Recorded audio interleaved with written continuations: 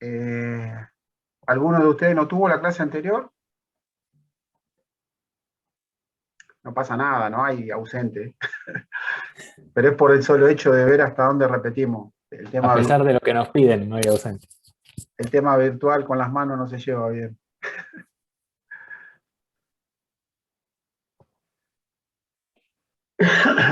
Bueno, no importa.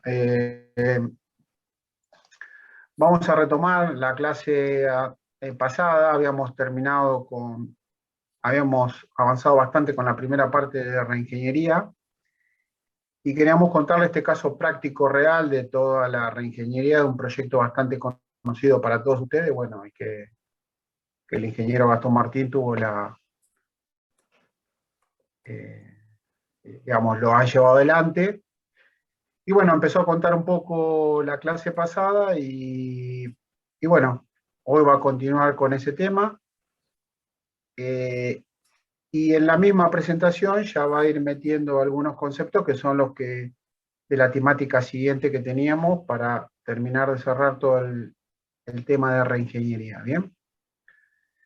Así que bueno, va a continuar Gastón con la presentación de todo lo que fue el proyecto, pero ya con un poquito más de contenido en cada una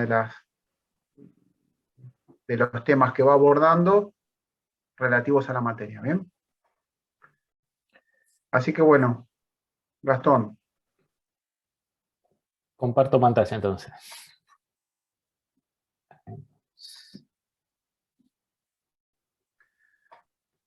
Y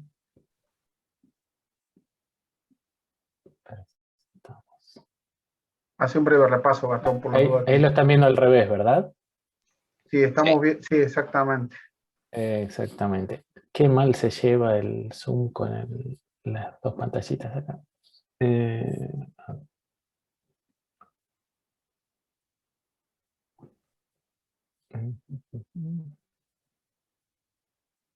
un segundito. Vamos a intentarlo de nuevo.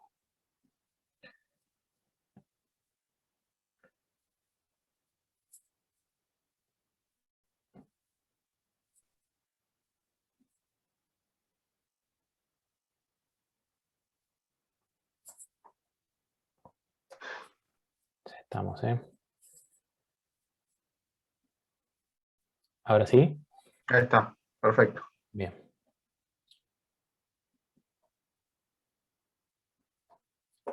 Con el PowerPoint no es tanto lío, pero con el Keynote y el Zoom no hay una buena interacción. Eso me pasó en la materia anterior.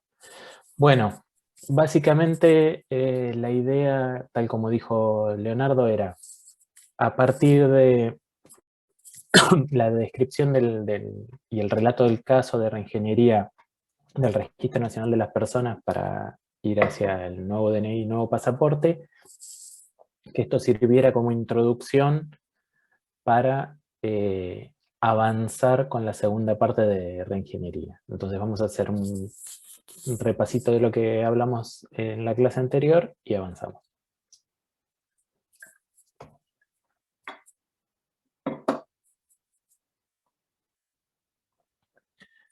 Si bien sobre esto vamos a profundizar una vez terminado el caso, es importante que en principio mostremos cuál es el marco dentro del cual se trabajó para aplicar reingeniería en este caso. Entonces, básicamente como marco conceptual, la idea es, en principio, hacer un análisis de la situación inicial, actual, del punto de partida dentro de la organización. Imágenes que yo les he mostrado y sobre las que vamos a volver en un instante. A partir de ahí, una vez que relevamos los procesos que muchas veces no están documentados, en este caso imagínense, pensar cuál es el destino, el norte de la situación futura a la que queremos arribar, denominada el to be, cuáles son los procesos futuros que nosotros vamos a implementar dentro de la organización, y hacer un análisis primero de ese gap y del cómo vamos a hacer desde el punto de vista económico y financiero y cómo vamos a implementar todas las medidas necesarias para salvar esa brecha. Entonces, bajando un poquito más a detalle, primero analizamos los procesos, identificados y analizados y volcados idealmente en alguna herramienta. Estos se mapean, se identifican responsables de cada tarea, de cada etapa, interacciones, en lo posible se optimizan, no se trata solamente de informatizar los vicios preexistentes, que en este caso eran importantes. Entonces, una vez que nosotros identificamos las oportunidades de mejora, avanzamos en el diseño de esta situación objetivo al que le estamos apuntando, ¿no? Dentro de este diseño de situación futura, más allá de las cuestiones de cuáles son los principios que vamos a utilizar para modelizar los procesos, de realizar análisis con organizaciones, empresas, organismos similares que tienen procesos comparables, etcétera, es muy importante la idea de tener indicadores de gestión que nos permitan tener una medición, un seguimiento del día a día dentro del organismo. Y después aquí hay un detalle, esto lo vamos a ver después de ver el caso, pero básicamente, como les adelantaba, ¿cuál es la distancia que tenemos entre el punto de partida y hacia dónde queremos llegar? Planificar el paso a paso y ver qué es lo que necesitamos desde los distintos aspectos de infraestructura, o sea, técnico, desde recursos humanos e incluso financieramente, para recorrer ese camino desde el punto de partida y el destino que queremos arribar.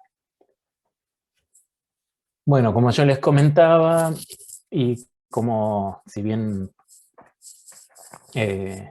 por su edad tal vez ustedes no tuvieron que padecer tanto lo que fue esta situación inicial, esto que ustedes ven son todas imágenes que se tomaron al principio de la gestión y cuando se decidió iniciar este proceso de reingeniería, de modernización en general del organismo, que implicó hasta una mudanza.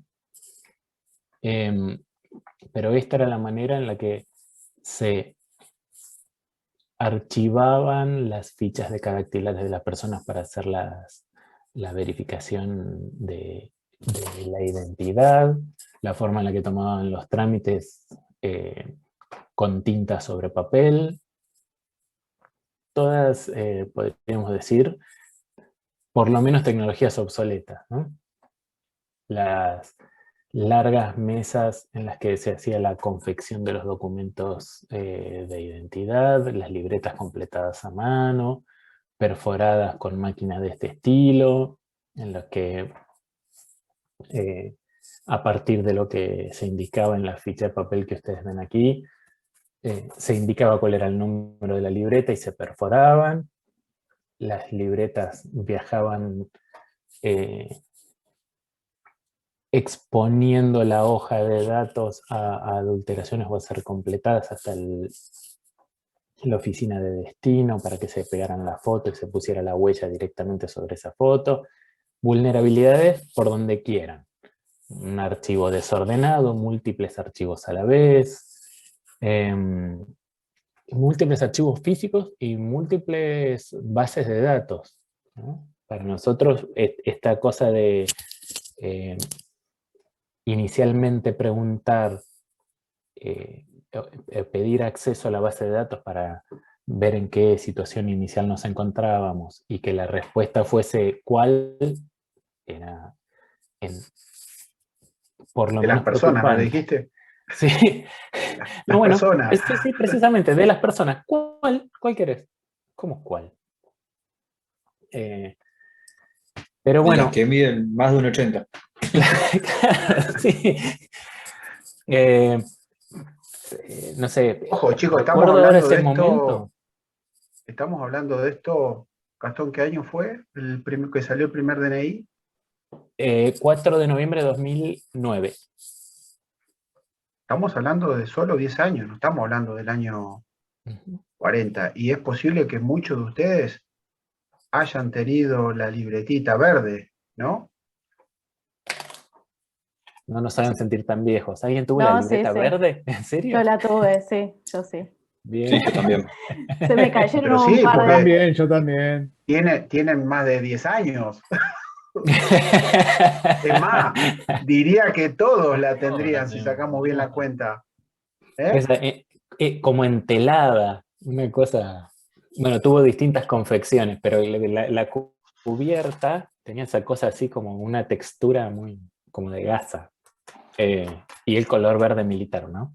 Que viene de esa época, porque en realidad las libretas las hacía el Instituto Geográfico, entonces militar, no nacional.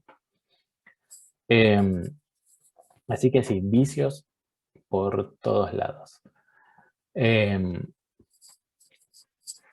y hacia esto que ven acá apuntábamos. Y lo que empezó a ser el tubi de una oficina por provincia, como les contaba la otra vez, terminó siendo el de informatizar todas las oficinas en las que se tomaran trámites dentro del país y fuera del país. Eso de que coloquialmente nos fueran corriendo el arco todo el tiempo, eh, fue una característica de este proyecto. Entonces, en ese sentido, hubo que hacer una readecuación. No es que el to be estaba escrito en la piedra y ya sabíamos a dónde íbamos a ir, y ahí avanzábamos con el documento, llegó el pasaporte, avanzábamos con el pasaporte, llegó el pasaporte electrónico. Llegó el pasaporte electrónico, teníamos que incorporarnos en un directorio mundial de claves públicas y así. Yo creo que nos ayudó mucho el hecho de que el equipo fue siempre integrador de elementos provistos por terceros y de desarrollos propios, y la plataforma fue un desarrollo propio, encima basado en open source. Entonces, la flexibilidad que nosotros tuvimos fue muy grande versus el adoptar como, a ver, no voy a mostrar marcas en lo posible, pero esto es una libreta de un proveedor internacional de sistemas de documentación. Ellos venden, perdonen venden estos equipos que son para personalizar, esto es como un catálogo en forma de pasaporte, pero pretenden que si uno compra la personalizadora, también compre el sistema de documentación, de gestión. Entonces, pros y contras.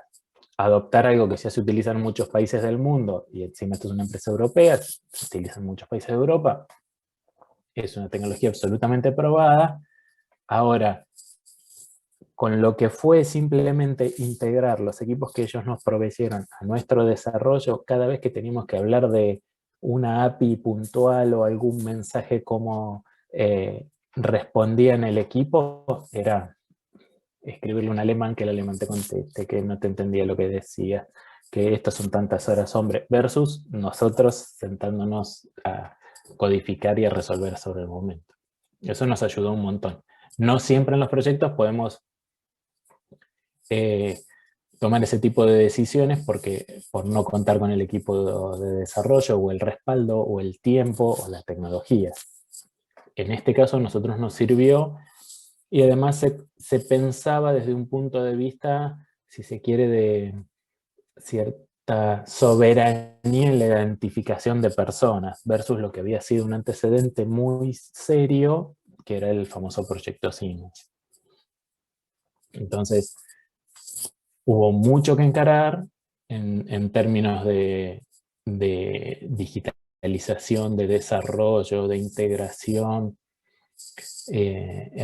hasta desde el punto de vista edilicio, ¿no? Porque todo esto se montó sobre lo que era el edificio que había sido ocupado por el proyecto Siemens en la década del 90, que estaba cerrado judicialmente desde hacía años.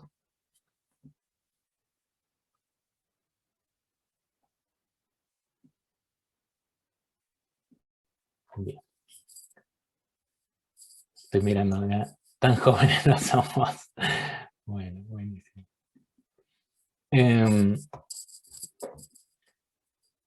Lo de Yo prácticas hubiese estado internacionales, bárbaro estar en un proceso así. Va, no sé, a mí me encantaría.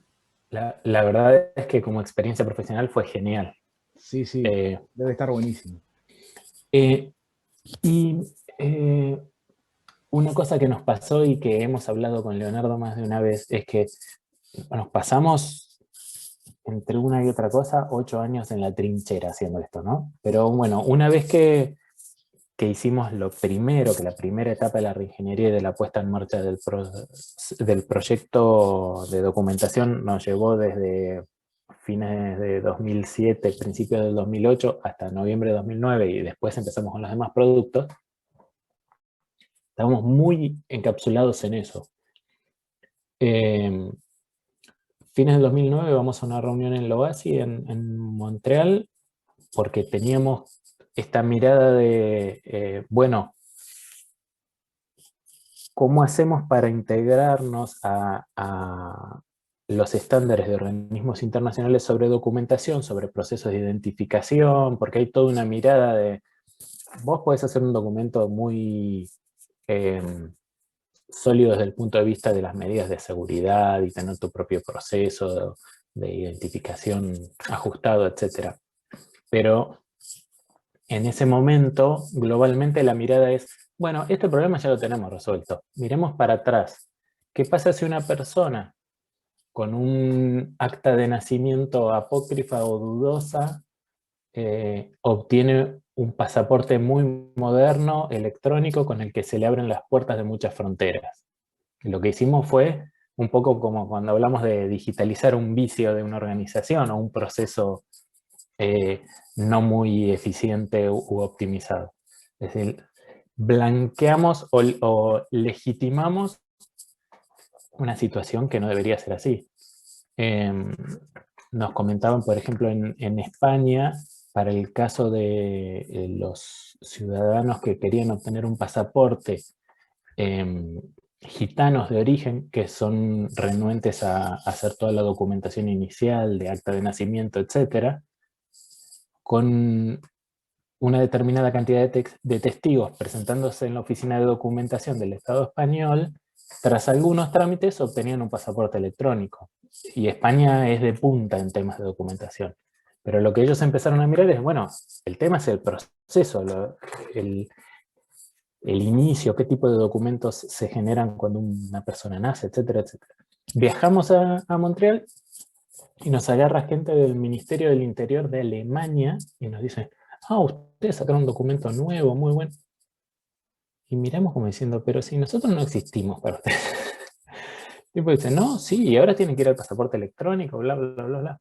Y era un alemán como de película, era el que boicoteaba las presentaciones de todo el mundo, y de todo el mundo me refiero a Nueva Zelanda, a países que estaban muy adelante nuestro en términos de documentación. Nos quedamos helados. Y después nos dimos cuenta de que creo que se valoraba mucho cuál había sido el punto de partida y el salto que se pudo dar. O sea que lo que pasa también, aportando un poco eso, Uh-huh. y les puede pasar en muchos momentos que se encuentren con algún proyecto desafiante, se queman muchas etapas de repente, ¿no? Lo que a otros países fue evolucionando, digamos, de a poco, ¿no? Es decir, pasaron a un registro único. Luego, acá se pasó, digamos, a tener, digamos, desde el concepto, desde el papel, de la seguridad, de la bioseguridad, de un montón de cosas que terminó siendo el documento con tecnología actual, que a muchos países, como decía por ahí, lo que le pasaba a Alemania, que por ahí llegar ahora al estado actual de la documentación que se tenía en Argentina, que ustedes planificaron, ¿cuánto tiempo planificaron que iban a tener todas las personas el DNI nuevo? Y mira, eso también fue muy dinámico porque empezamos con una expectativa, se venían produciendo entre 8.500 y 10.000 documentos a mano por día. y dijimos, bueno, vamos a duplicar esa demanda. Dimensionemos la infraestructura y las máquinas de impresión para duplicar o tal vez un poquito más. Llegamos a hacer 50.000 y más por día. Como Claro, y terminamos eso, haciéndolo tayloriano, ¿no? Agregando turnos, haciendo que gente trabaje de noche. Pero sí, nos superó la demanda porque en realidad en un estado como el nuestro, el documento es una llave para acceder a derechos. Un poco como decíamos la otra vez, a educación, a salud. Entonces, mi idea en la presentación, más allá de lo técnico, también es compartir cosas buenas y malas que vivimos al respecto. Cuando nosotros fuimos a Mar del Plata a llevar el primer camión que hacía trámites, y esta anécdota vos, Leo, la conoces, estacionamos en la plaza frente a la catedral. Y un día viene un señor con una carterita y nos dice, ¿ustedes van a hacer documentos acá? Sí, los entregan en el día, sí. Ah, dice, porque yo vendo estampitas y rosarios acá en la catedral y un día me robaron el documento y tengo una jubilación por discapacidad, nos dice el hombre. Y se abre la camisa y nos muestra una cicatriz, así, de una operación del corazón. Y ¿saben cómo cobro la jubilación? Me acompaña el obispo al banco y dice, yo certifico que él es quien dice ser. Porque, claro, los tiempos que tenía la documentación, que por ahí estaba 2 años para recibirlo, este señor tenía que seguir cobrando la jubilación. Dice, así que mañana vengo y me lo hago. Y nosotros nos quedamos helados porque teníamos una mirada más preocupada porque el vínculo satelital funcionara y la impresora sacara las cosas como tenían que ser, y hay todo un costado humano que a mí particularmente es lo que más me atrae de trabajar en el Estado, que las cosas que nosotros hacemos tienen un impacto para un montón de personas en formas que por ahí no alcanzamos a imaginar. sí, fue lo que me pasó cuando participamos juntos, inclusive en todo el proceso de digitalización del registro de las personas, que cuando sacamos la primera acta digital de defunción, ¿bien? El tema no era alegre, Sí. porque teníamos que esperar un caso desagradable para empezar a operar, pero dejar de escribir en un libro que hacía 200 años, 300 años que se escribía una defunción de la misma manera, fue eso que dice Gastón, ¿no? Que yo he pasado por empresas grandes, pero la dimensión que tiene el Estado y el impacto que tiene una empresa privada, muy difícil lo pueda llegar a ser. Bueno, puede llegar a ser alguna tecnológica hoy que brinda una plataforma y a través de esa plataforma puede llegar y tiene un impacto tremendo, ¿no? Pero, digamos, en la vida real esto tiene un impacto bárbaro. Y lo que dice Gastón después, el gran desafío es escalarlo, ¿no? Es decir, él hablaba de un camión y de una ciudad, pero hay 40.000 ciudades. ¿Cuántas ciudades hay? ¿Cuántos registros de las personas hay en cada? ¿Cuántas oficinas y cuánto pueblo hay que tiene que ir a sacar un DNI, ¿no?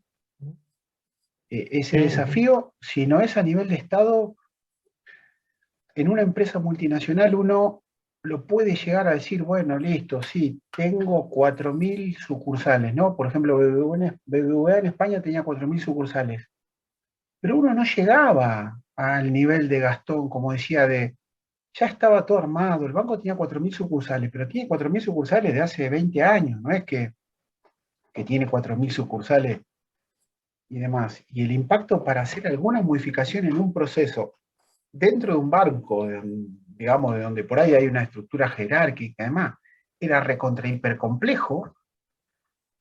Yo lo extrapolaba al extrapolarlo a transformar toda una red de documentación, de personas, de equipos. Justo ahí acá estoy viendo una foto de los chicos instalando PCs, y no es Alguno que solo conocemos. PCs. es datos, es escáner, es capacitación, es cambiarle la vida a los empleados que por ahí se tenían que quedar fuera de hora, veían que era todo obsoleto, veían que la gente, perdón por la palabra, los puteaba a colores, y de repente, cada vez que veían que pasaba algo, que se evolucionaban, que tenían resultados, se empezaban a copar con el proyecto. Bueno, toda esa parte es la que hay una fuerte gestión del cambio y que tiene un impacto que al final hay que administrarlo, hay que gestionarlo, hay que tratarlo con mucho cuidado, porque si no es muy difícil después que simplemente podés ir con el caballo del comisario, podés tener toda la tecnología, podés tener todas las buenas intenciones, pero si al final la gente que está produciendo no se sube, es complejo. Sí, ahí Sí, hay alguien. más en un país federal, donde no podés bajar ciertas cosas no bajan así de vertical como en una organización militar, por ejemplo. Entonces hay una negociación, las provincias tienen que adherir, etcétera, etcétera. Es complicado. Y a nosotros, en esto que yo les decía de corrernos el arco, o sea, que el tuviera muy, muy móvil, pues de una oficina por provincia a todas las oficinas. De ahí a, bueno, pongamos puestos de toma en los shoppings. De ahí a Ezeiza. móviles. Dice, sí, 3 camiones. No, bueno, pero los camiones no pueden ir por cualquier lado. Se quiere el impenetrable, un camión no puede ir. Bueno, camionetas. ¿Y con qué las conectamos? Porque no hay internet en cualquier lado. Bueno, antenas satelitales. Bueno, pero hay mucha latencia. ¿Qué hacemos? Y así. Todo por Eh, 10, por 20, por 10, por 20, sí, claro, 24 camionetas y así. Después las teníamos nosotros, dáselas a las provincias. Bueno, pero hay que capacitar a las provincias, hay que tener mesa de soporte. Bueno, y así. Imagínense la gestión de incidencia, de trabajar en una oficina, de trabajar en un solo punto de expedición y demás, cómo se empieza a multiplicar, ¿no? Toda la infraestructura, de tener un enlace a tener cientos de enlaces, de tener un proveedor a tener 20 proveedores.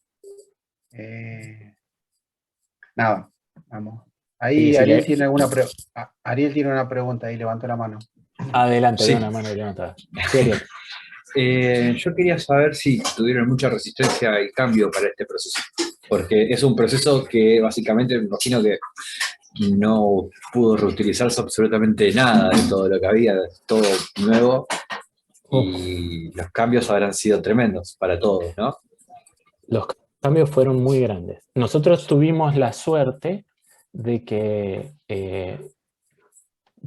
hubo mucho respaldo desde el punto de vista de la gestión y desde las autoridades, que se tradujo en distintas cosas, desde diálogo con los gremios, con la gente, de considerarlos desde el principio, y ese para mí fue un factor determinante. Se sentó a los responsables de las distintas líneas de documentación desde el principio en el proyecto y los fuimos participando, como también hicimos participar a los responsables de los registros civiles provinciales, que venían con un nivel de escepticismo tremendo, porque ya habían vivido muchos amagues de ese sentido, ¿viste? Entonces, no, Y que, otra bueno, vez. comentaste un poquito de historia, Ujú. que hubo uno de los problemas más serios de desvío de fondo con este tema 20 años atrás, ¿no? Exacto, sí. Eh, Em, Así Cosas que sí, escandalosas, ¿no? pero además hasta, eh, digamos, en el momento en el que, a ver si me adelanto un poquito, pero el cursor por acá, esto que ven acá, del fichero de los 50 millones de fichas, fue fundamental para convencer a los registros civiles provinciales y de Cava. En particular, el responsable del registro de capital. Yo estaba cuando se hizo la visita con los 24 responsables, y él miró este archivo ordenado, seguramente conocedor de lo que era lo otro, de las fichas pegadas por papeles, por humedad, los papeles pegados por humedad y la rata. Y no recuerdo exactamente las palabras que usó, pero traducidas eran, esto va en serio. Para nosotros era fundamental contar con el respaldo de los registros, que en definitiva iban a poner la gente que iba a tomar los trámites, nos iban a dar la información, sumarlos era necesario porque además hay un Consejo Federal que los reúne. Entonces, esto fue si se quiere, desde el punto de vista de los clientes externos del registro, fundamental. Para adentro, las condiciones laborales tenían que mejorar. Porque además, el empleado del registro de las personas trabajaba en Perón y Diagonal Norte. Es decir, a 1,5 cuadras de la calle Florida, salían a almorzar por la calle Florida. Ir a este lugar es Parque Patricios, cerca de la cancha de Huracán, para quien conoce. Otra zona, otro contexto, otro nivel de seguridad. Entonces, ahí se trabajó mucho con la gente porque se mejoró desde la infraestructura, lo que era un puesto de trabajo, el ámbito en general. Se puso un comedor con el que no contaban en el edificio original, y según el turno en el que estuvieras tenías desayuno, almuerzo o cena. Todas esas cosas fueron venciendo resistencias, que las hubo. Sobre todo porque, como se puede ver acá, aparecen perfiles, roles que no existían.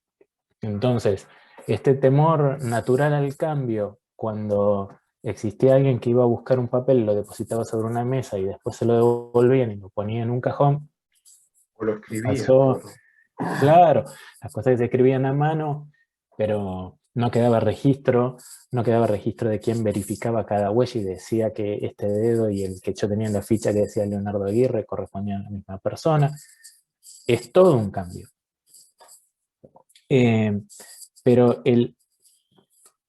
hay un sentido, y esto puede no darse en todos los ámbitos, hay un sentido muy grande de pertenencia al organismo. Entonces, por esto que yo les contaba la otra vez también, que por ahí hay 2 o 3 generaciones de la misma familia involucradas, que eso puede tener una mirada negativa, pero desde el punto de vista del apego y la identificación y el sentido de pertenencia es importante. Entonces veían que se les mejoraba su segunda casa, vamos a decirlo así románticamente, y eso sirvió.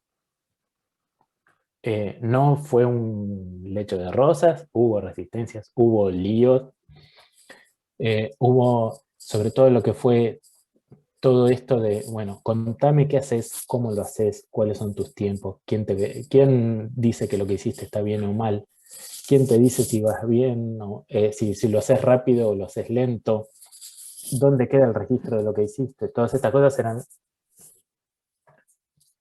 Pero de a poco y mostrando ciertos resultados se pudo ir avanzando. Entonces, la posibilidad de empezar a tener identificados los procesos, empezar a formalizarlos, empezar a brindar herramientas, los peritos dactilóscopos usaban guardapolvo, los que buscaban las fichas usaban guardapolvo, y empezaron a hacer zoom y pan en un monitor. Todas esas cosas sirvieron para ir venciendo resistencia. Es como que de alguna manera se jerarquizó al organismo y por ende los empleados que trabajaban en él. Y esto fue sirviendo para lograr una adhesión más grande, ¿no? Alguien puede decir, bueno, y en términos económicos, sí, también hubo un reconocimiento porque todas las personas que estaban afectadas a la fábrica recibían un plus con respecto al administrativo que estaba en el centro. Entonces, desde distintos enfoques se trató de ir mejorando la situación de los empleados involucrados. Se los capacitó, todo eso fue sirviendo. Así se armó lo que nosotros denominamos fábrica, y todavía lo siguen llamando así. Los ambientes de la fábrica también fueron objeto de modificación, porque cada momento del proceso y cada etapa, cada fase del proyecto de reingeniería necesitó de distintas tareas. Por ejemplo, todo esto que ven armado acá, que era para digitalización y carga de datos que venían todavía en formularios papel mientras se iban instalando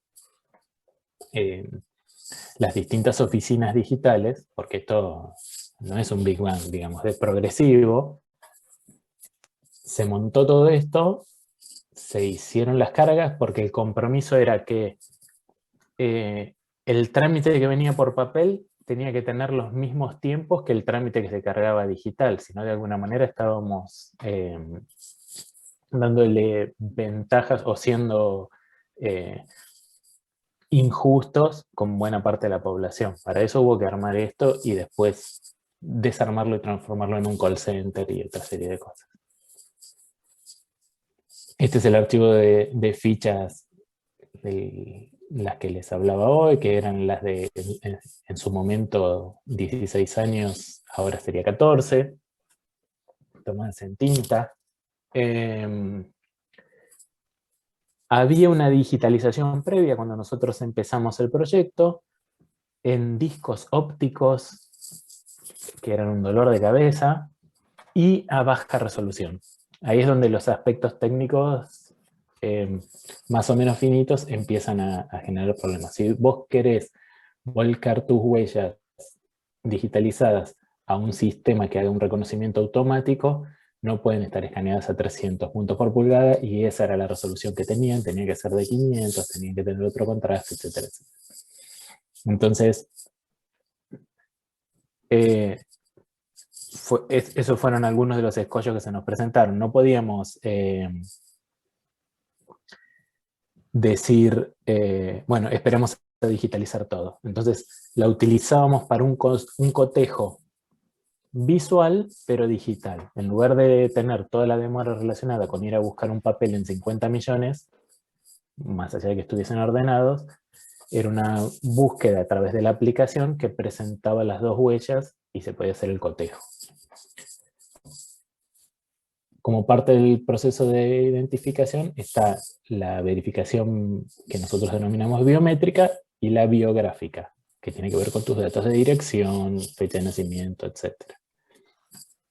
Ahí también hubo una transformación grande, por la cual nosotros teníamos algún temor también, porque tanto los peritos dactiloscópicos como los que hacían el cotejo de datos empezaron a firmar digitalmente lo que hacían. Entonces, como ustedes saben, empezaba a quedar quién había dicho que fulano era quien decía ser, qué día, a qué hora, cotejando qué imágenes. Y empezamos a guardar el hash de todo eso ante el que denominamos escribano digital, que es la ANSES. Entonces, en caso de que hubiese algún repudio o algún problema, podíamos verificar cotejando lo almacenado en el sistema con lo que le habíamos enviado al ANSES. Ganamos en velocidad y en solidez en términos de respaldo de la documentación que estábamos emitiendo. Gastón, sí. ¿todo este sistema se diseñó en base a otro? ¿O lo diseñaron ustedes desde cero? Sí y no. Esto fue así. Yo me incorporé a un equipo que venía de la provincia de Buenos Aires y que en un cambio de gestión pasa al Ministerio del Interior y al registro de las personas. Cuando ese equipo estaba en provincia de Buenos Aires y los vicios de documentación eran todos los que les comentaba al principio, para acelerar la gestión de documentos de ciudadanos bonaerenses, lo que se hizo fue armar algunos centros de toma de trámites en La Plata y en otros lugares, y algo bastante interesante, la provincia envió empleados propios al RENAPER para que hicieran la gestión de esos documentos. Como te enviamos personal de refuerzo que pagamos nosotros, pero queremos mejorar los tiempos de los trámites que no son propios.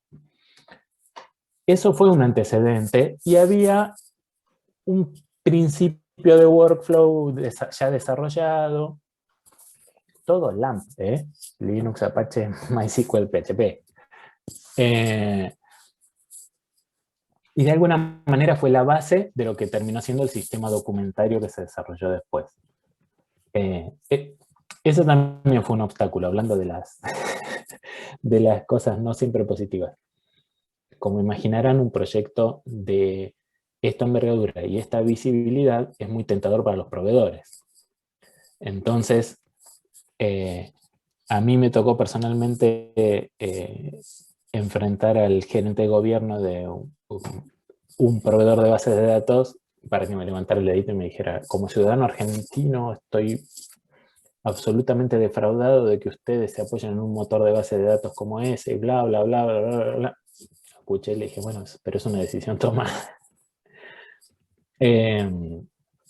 Entonces el punto de partida, si bien estaba más pensado del otro lado del mostrador, es decir, sirvió para todo lo que tuvo que ver con la toma de trámites, una vez que se adaptó, y una parte de la producción, ese fue el punto de partida. Pero fue todo in-house. Acá este fue el centro de impresión de la fábrica, el área que emitía los documentos, y lo sigue haciendo. Ahí tuvimos otro de estos casos que yo les comentaba de definiciones dinámicas. Empieza el proyecto de documentación. La legislación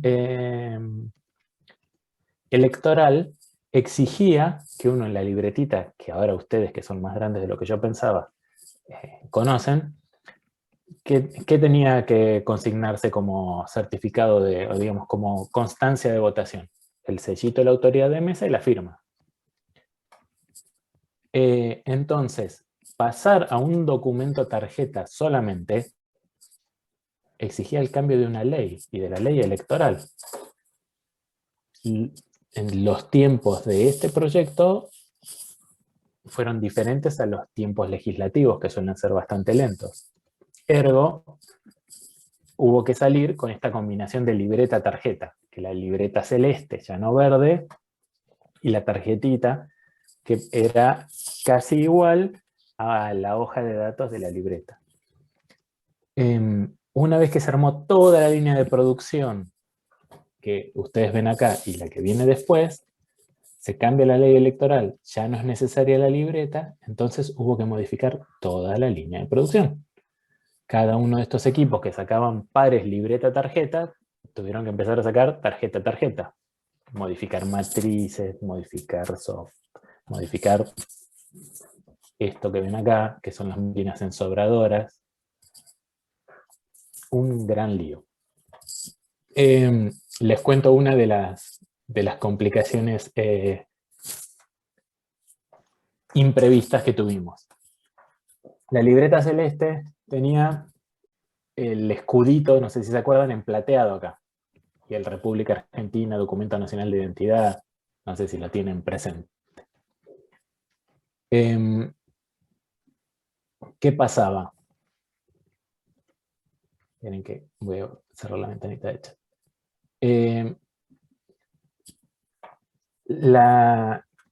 Una vez que se imprimía la hoja de datos, esto dentro de la máquina era sometido a una presión y temperatura para hacer el sellado, que de alguna manera conforma el equivalente a la tarjeta, pero dentro de la libreta.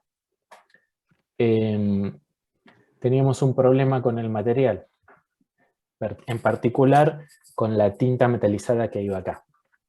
Cuando esto se calentaba mucho, se desprendía. Entonces quedaba medio escudo, arg, y no lentina y cosas así.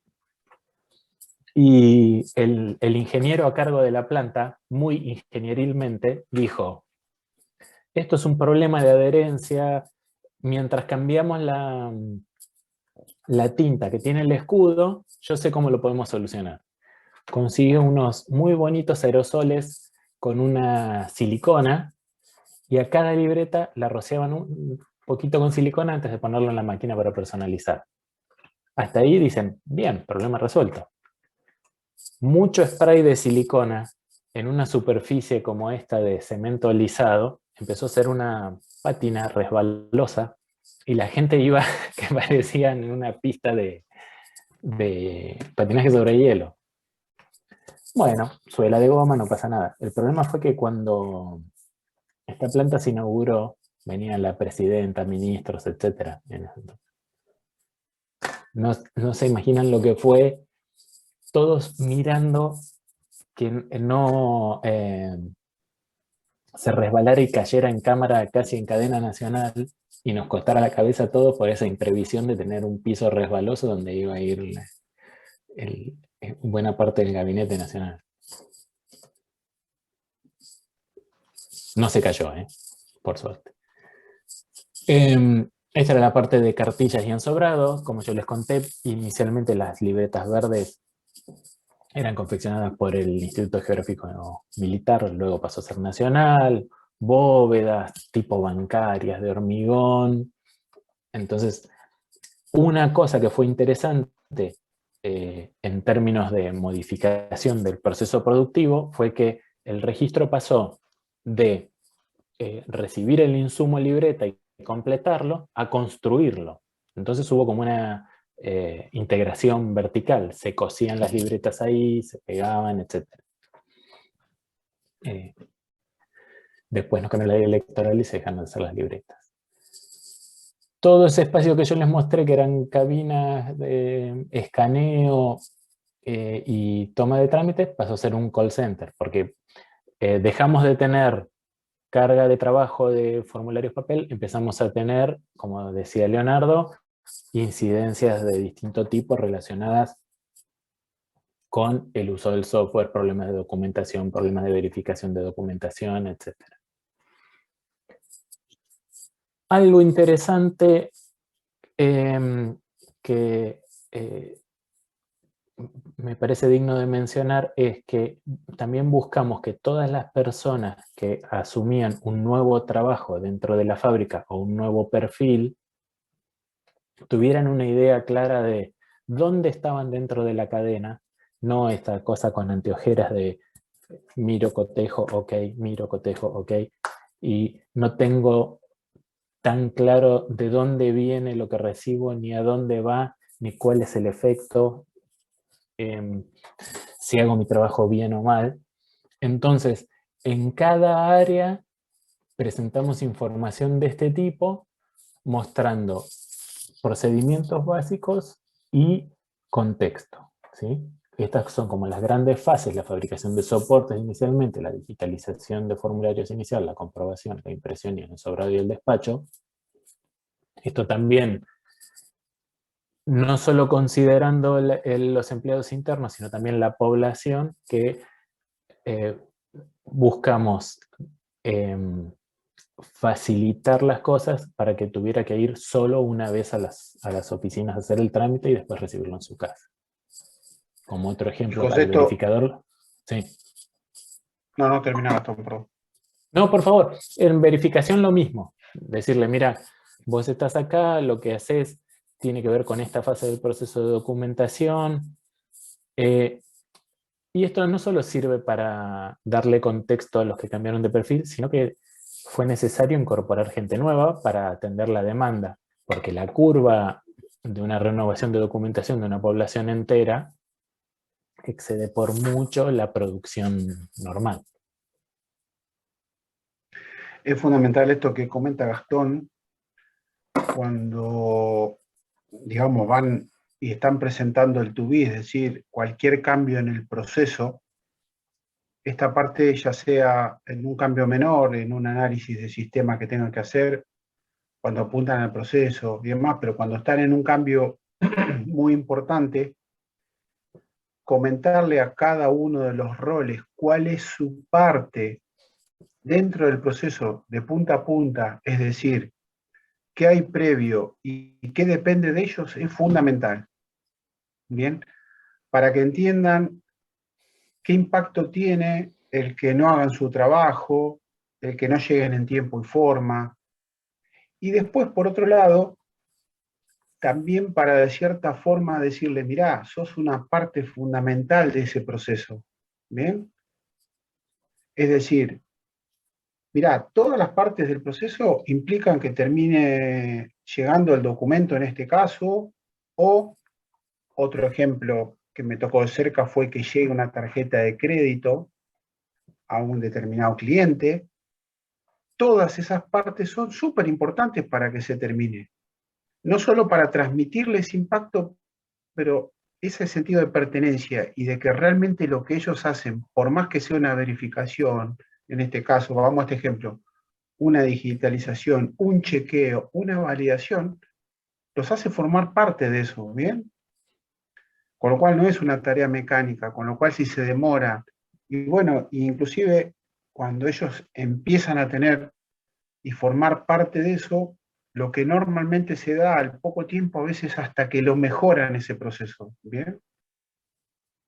Y después en empresas ya cuando esos procesos están muy maduros, las empresas premian a las personas que logran poner una mejora en ese proceso, ¿eh? Claro. Pero además la forma de comprobar esa mejora tiene que ver con los indicadores que se crean dentro de todo este proceso de reingeniería, que acá era la nada misma. Bueno, Bueno, ahí lo que hablamos la clase pasada, ¿no? El tema de los indicadores, Gastón comentó ahí en la parte teórica, cuando uno diseña el to-be, son netamente súper indispensables para todo lo que es el control de la gestión, ¿bien? En todos los niveles. El jefe de fábrica, o en este caso de la fábrica, mira unos datos, el jefe de todas las fábricas va a mirar otra agregación de datos, y después todos bailaban. ¿Por qué? Porque al final, lo comentábamos en la clase pasada, ¿no? Gastón, el ministro tenía 3 datos que le impactaban directamente en todo lo que era la cadena productiva.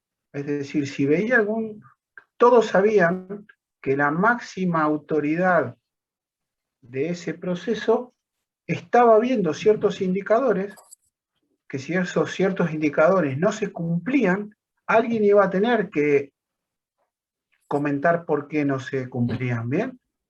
Entonces, el impacto que tiene esos indicadores y que lo esté mirando quien lo esté mirando, por más que no haga nada y demás luego, es fundamental para que todo lo que está por debajo se ejecute.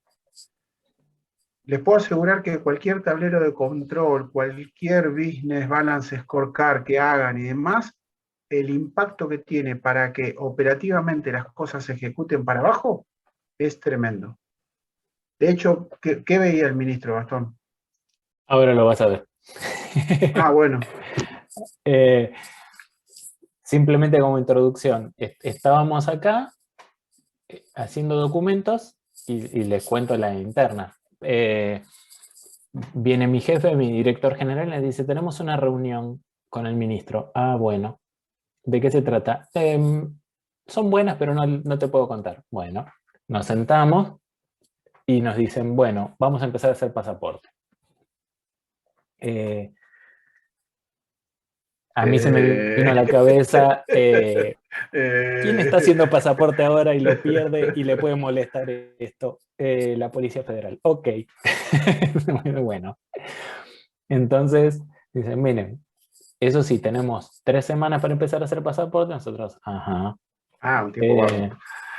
¿Y a partir de cuándo? De ahora. Y no, pero no se preocupen, ya está hablada la policía, les va a pasar la base con todos los trámites en proceso. Las libretas al principio van a seguir diciendo Policía Federal porque ya están hechas, salen caras y hay que utilizarlas. Mientras tanto se van a rediseñar, etc.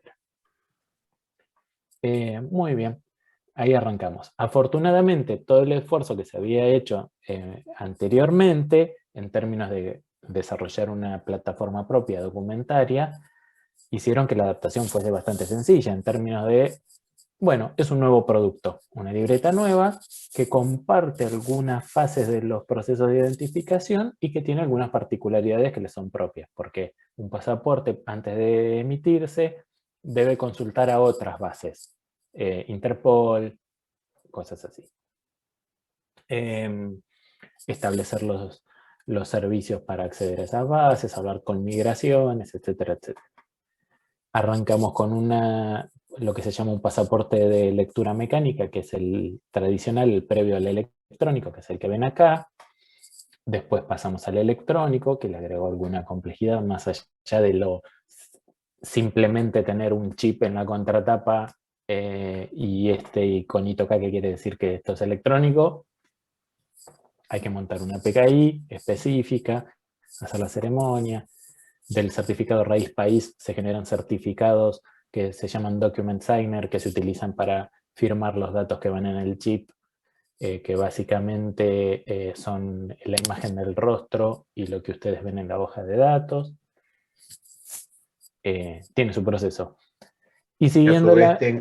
que tiene Sí. que ser súper fino, imagínense, para que sea leído por todos los aeropuertos del mundo, ¿no? No, Existe una cosa que se llama pequeño estructura detalle. lógica de datos que organiza digamos, las directrices las emite un organismo de Naciones Unidas, entonces hay que hacer comprobaciones de que uno más o menos respete ese estándar. Otra de las cosas que nos llamó la atención cuando empezamos a tener relación con el mundo vinculados con este proyecto fue los tiempos que manejan en otros lados para hacer esto. Entonces, el paso de la estructura lógica de datos del chip 1.0 al 1.1 era 5 años de discusión entre distintos países. Nosotros decíamos, en 5 años no vamos a estar acá, no sabemos qué va a ser de Argentina. Pero bueno, ellos se manejaban así. Entonces, nuevamente, Y al margen de eso que pasa, sí. al margen de eso, de los tiempos que manejan, lo que me ha pasado muchas veces, y seguramente le habrá pasado a Gastón, pero es, ¿y con qué presupuesto cuentan? ¿Ven?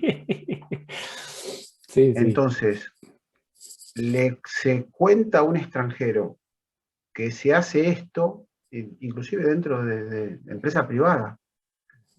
Ah, qué bien, todo eso, pero ustedes tienen un presupuesto sideral para hacer eso. No, no, lo hicimos así, así y así. Es algo increíble que no lo pueden creer en proyectos en la vida privada, digamos. Y no me quiero imaginar esto porque, digamos, atrás de esto, seguramente esto salió 1/10 de lo que salía en cualquier tipo de país, ¿no?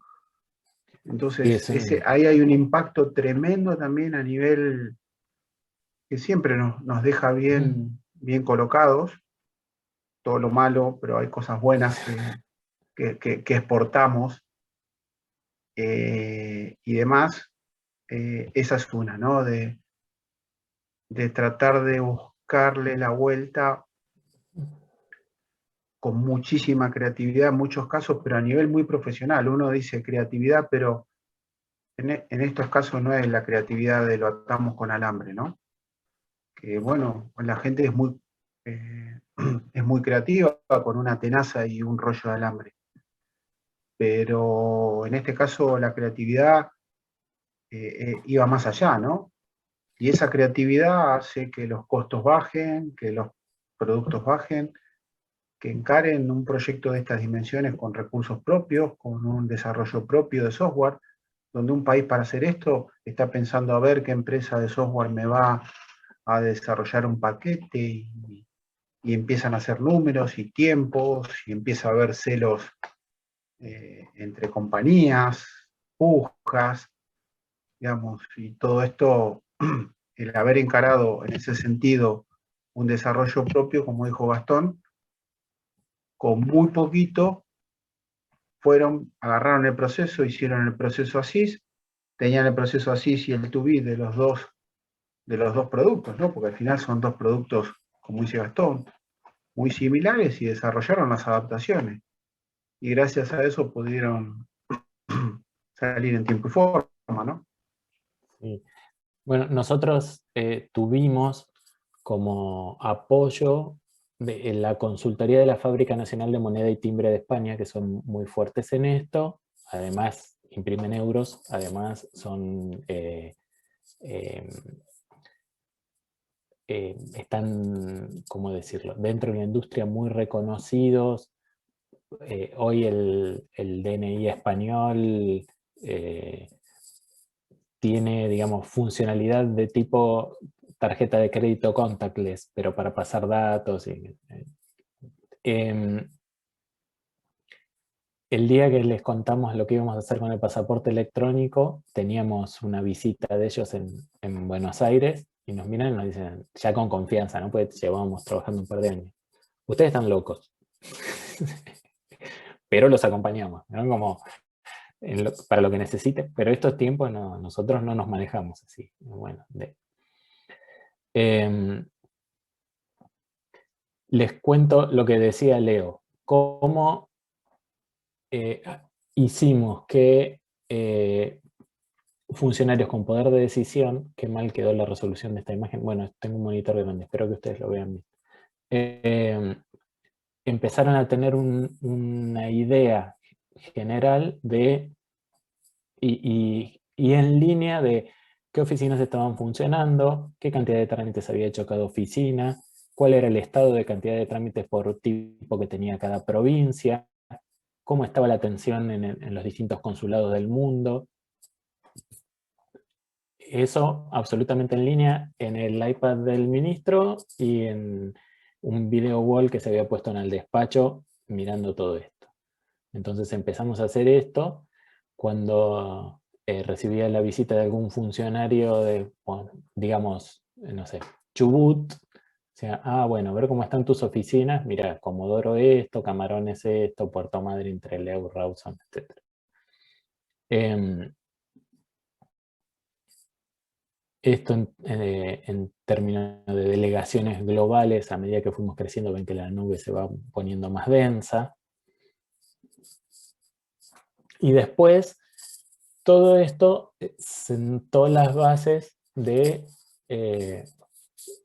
una plataforma que ya dejaba de estar puertas cerradas solo para el Registro Nacional de las Personas, sino que empezó a tener demanda de otros agentes del Estado o externos.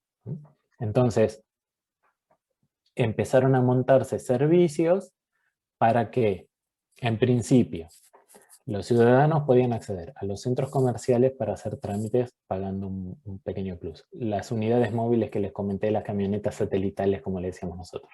Los centros de documentación rápida, que son las oficinas digitales. Las delegaciones digitales de origen. Las distintas cosas que montamos. Y por debajo, migraciones empezó a estar en línea con la base de pasaportes, cosa que fue muy importante para... Si ustedes llegan a Ezeiza, tienen un vuelo internacional y tienen la posibilidad de pagar $200 de sobretasa, pueden obtener un pasaporte al instante dentro del aeropuerto, subir la escalerilla, la escalera mecánica, hacer migraciones y que migraciones valide ese pasaporte en el momento. Nos llamó la atención que delegaciones extranjeras por ahí vieran ese proceso y dijeran, nosotros esto no lo tenemos así. Es al día siguiente, a la noche siguiente. No por una cuestión técnica, sino más por una cuestión de rigidez administrativa o de... el ministerio o el área del que depende, en particular el área que emite pasaportes y la que controla las migraciones. Lo que pasa es que la robustez, Gastón, en ese caso, la robustez ustedes la tenían ya en el proceso de origen. Es decir, recuerdo que parte de ese proceso tiene una verificación por un verificador, por un perito, ¿no? Que termina tomando ese trámite con prioridad y que está dedicado a hacer eso, pero claro, ya el proceso es tan robusto de emisión que al final el resultado final termina siendo lo mismo, ¿no? La robustez está dada. El perito y el verificador están de guardia en la fábrica y el que imprime está en el aeropuerto. Ya ahora están en, creo que 3 o 5 aeropuertos. Y estos eran los primeros clientes de de los distintos servicios que se fueron montando, ¿no? El de la policía fue interesante porque, bueno, también ahí, como parte de la resistencia al cambio de la que hablábamos hoy, a la policía se le saca, desaparece la cédula y se le saca el pasaporte. Y uno de los argumentos que ellos tenían es, miren que con eso nosotros alimentamos una base que utilizamos para la investigación, para resolver crímenes.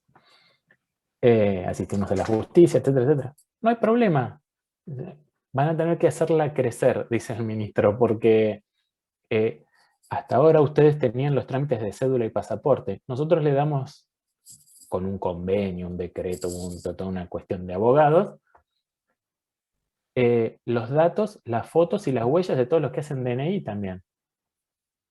Eso fue impresionante porque hay una terminología que ahora... huellas latentes se llama. Cuando en una escena del crimen encuentran huellas parciales o que no pudieron identificar, que se almacenan, a partir de que empezaron a recibir las huellas de trámites de DNI, pudieron empezar a no digamos resolver casos, pero por lo menos a saber de quién eran las huellas que habían encontrado en distintos lugares.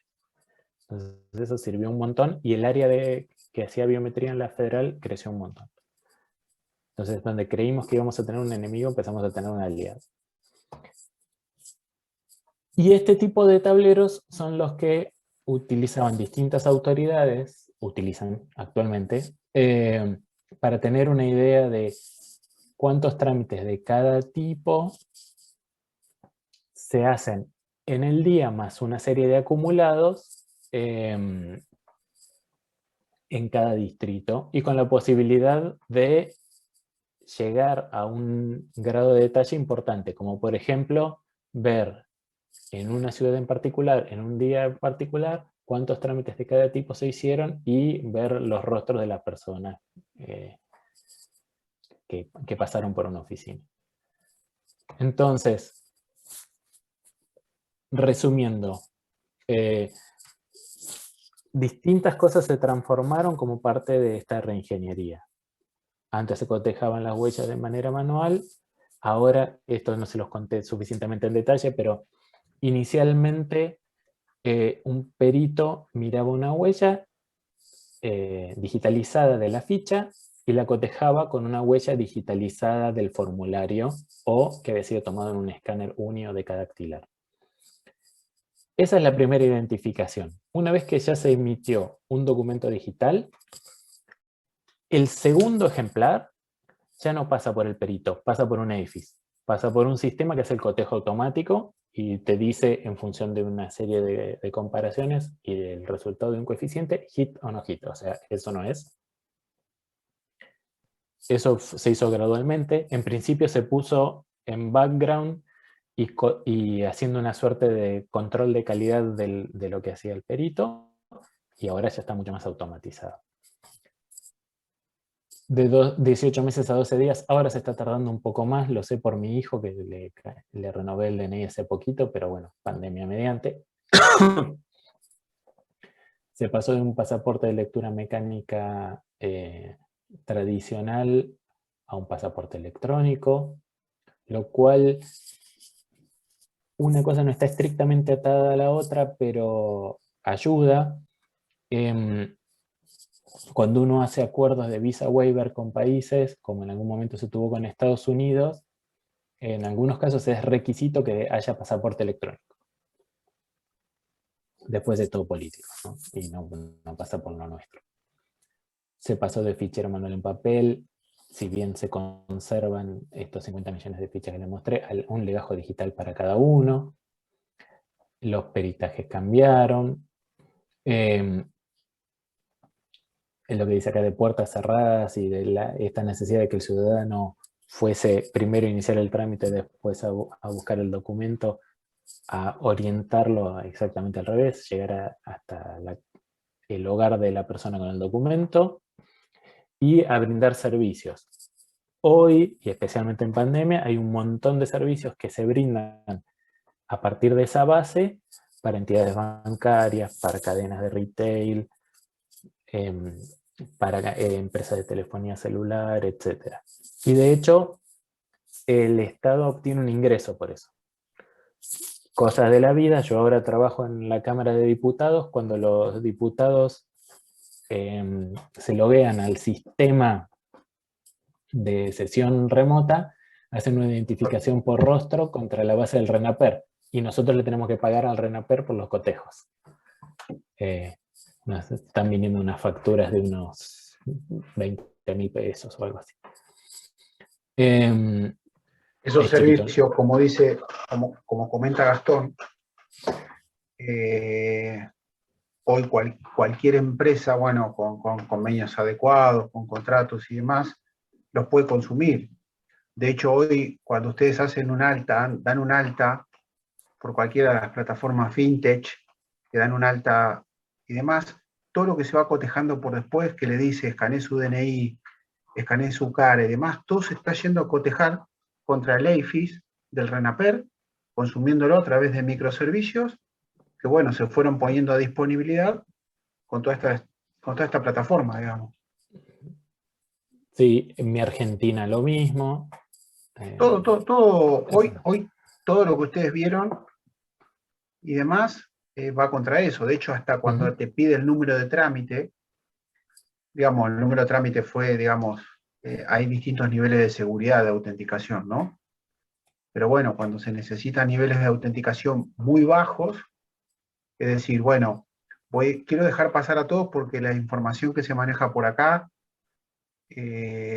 no es tan crítica, digamos, ¿no? Lo que se puede llegar a hacer. Nos pasó en el registro de las personas, ¿no, Gastón? Sí, tal cual. Y ahí vino Gastón y dijo, ¿y por qué no usamos el número de trámite? Y a partir de ahí se montó el web service de número de trámites y hoy se está usando un montón. Lo empezamos a usar en el registro de las personas para decir, bueno, si empezás un trámite y pedís una partida, lo peor que puede pasar es que estés pidiendo una partida, pero si ya tenés el DNI, tenés el número de trámite, es que estás teniendo el DNI físico. Entonces yo, de cierta forma, y con tu medio de pago ya estoy identificándote a vos. Y a partir de ahí puedo llegar a empezar a hacer un trámite que después al final se va a materializar con otros pedidos de identificación. Pero bueno, es lo que se está usando hoy casi masivamente. Y ya cuando quiero ir más, un poquito más, porque por ejemplo ahora Mercado Pago sacó masivamente el servicio de reconocimiento de DNI y facial hace 2 o 3 meses. Millones de usuarios fueron obligados a escanear sus DNI y a escanear sus rostros para seguirlo operando. No sé si les ha pasado a ustedes. Y todo el background que hay atrás va a consumir estos servicios. Así que bueno, podría contar varias anécdotas más, pero en definitiva la idea era tratar de comentarles cómo la aplicación de herramientas que nosotros estamos describiendo en la materia tienen un correlato muy concreto en proyectos muy concretos con resultados que tenemos todos, digamos, a la vista y palpables.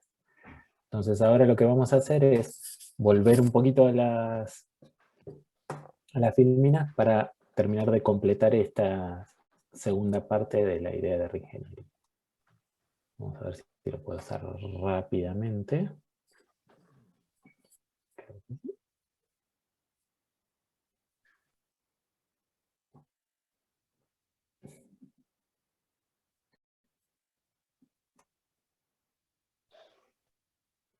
Y vamos a presentar.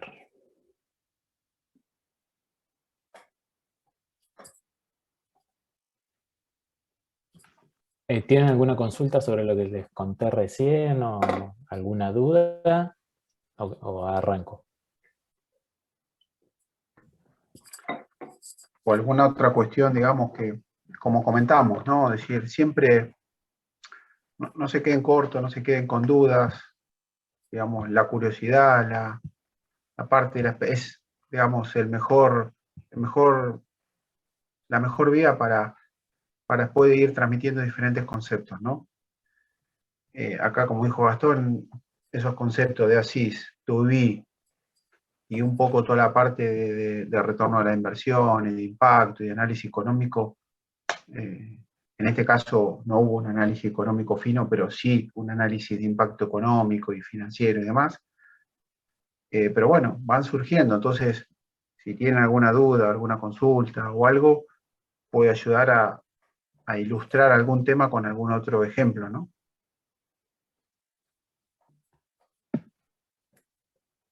Sí, como vos decís, a mí este proyecto en particular me cambió un poco la mirada dentro de los trabajos que había hecho en el Estado con respecto a las cuestiones de costos, ¿no? Que nosotros decíamos, bueno, para un puesto de toma sale toda esta plata, porque los escáneres que nosotros utilizamos, que son certificados por el FBI, etcétera, para poder después ayudarnos en todo lo que era el intercambio de huellas con terceros y saber que teníamos una huella original que no iba a ser un problema para los sistemas de identificación, salían una cantidad importante de dólares. Entonces, por decirles algo, un puesto completo salía $10.000.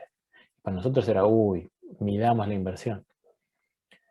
Y un funcionario de alto rango que teníamos decía, no, dejen de pensar así ustedes. Piensen en la cantidad de personas que van a hacer un trámite, que lo van a tener rápido, y la base de datos que estamos creando, etcétera, etcétera.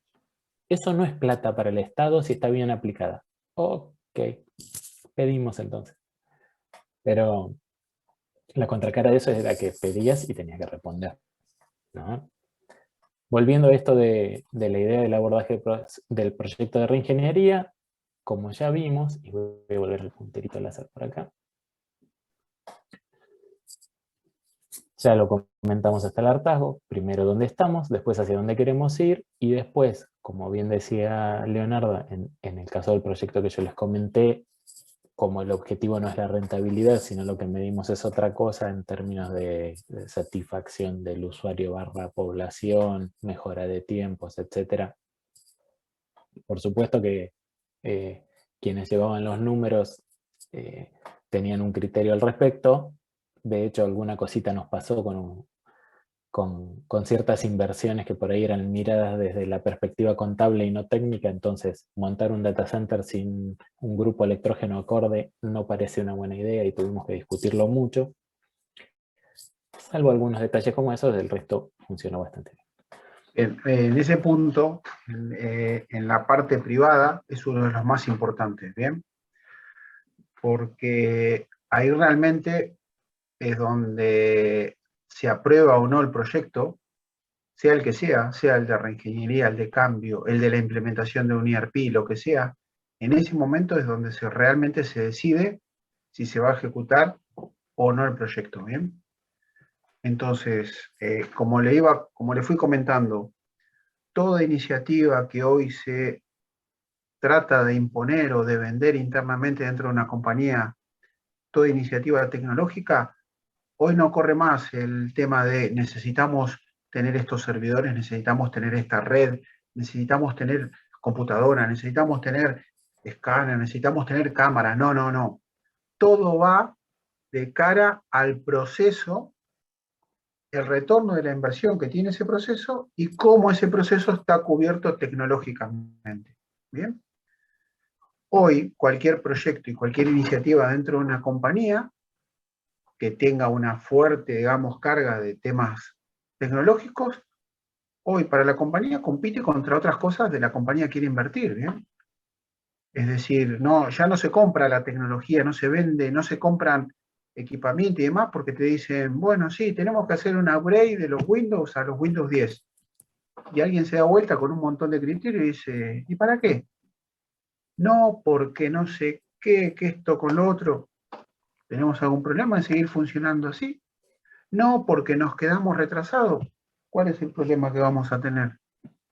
Entonces, si realmente hoy no se transmite y no se cuenta el retorno de la inversión de una determinada iniciativa, hoy estoy muerto que vaya a salir adelante. ¿Bien? Tanto desde el punto de vista de una iniciativa que va a ser un nuevo proyecto, un nuevo proceso y demás, si no se encara desde el punto de vista del análisis económico financiero y el retorno de la inversión que va a tener eso, es muy difícil hoy que en cualquier empresa privada se le apruebe cualquier tipo de iniciativa. Y mientras más compleja sea la iniciativa, más afinados van a tener que estar los números para ver dónde se invierte. porque es posible que le diga, no, yo no quiero invertir en eso. Normalmente en las empresas, como ya habíamos comentado, las inversiones son finitas. Entonces, los proyectos tecnológicos, los cambios de proceso interno de la compañía, compiten al igual contra cualquier otro proyecto de inversiones, de abrir más sucursales, de comprar más tierras, de producir más, lo que sea. Así que, vamos, hay que estar muy bien preparados, y por eso en algún momento de sus carreras, aquellos que no bien, bueno, es una carrera ingenieril, en algún momento ya, cuando esté un poquito avanzada su carrera, ya tomándolo bien de posgrado, traten de apalancarse y ver todo el mundo económico, ¿no? Cómo se maneja la parte financiera, y además que le va a ser muy útil para dar un siguiente paso, ¿no?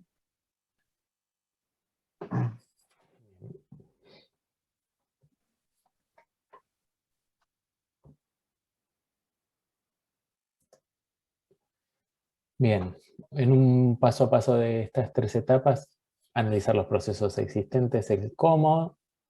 En el caso que yo les conté, los procesos existentes hubo que primero conceptualizarlos y formalizarlos de alguna manera para después poder mapearlos.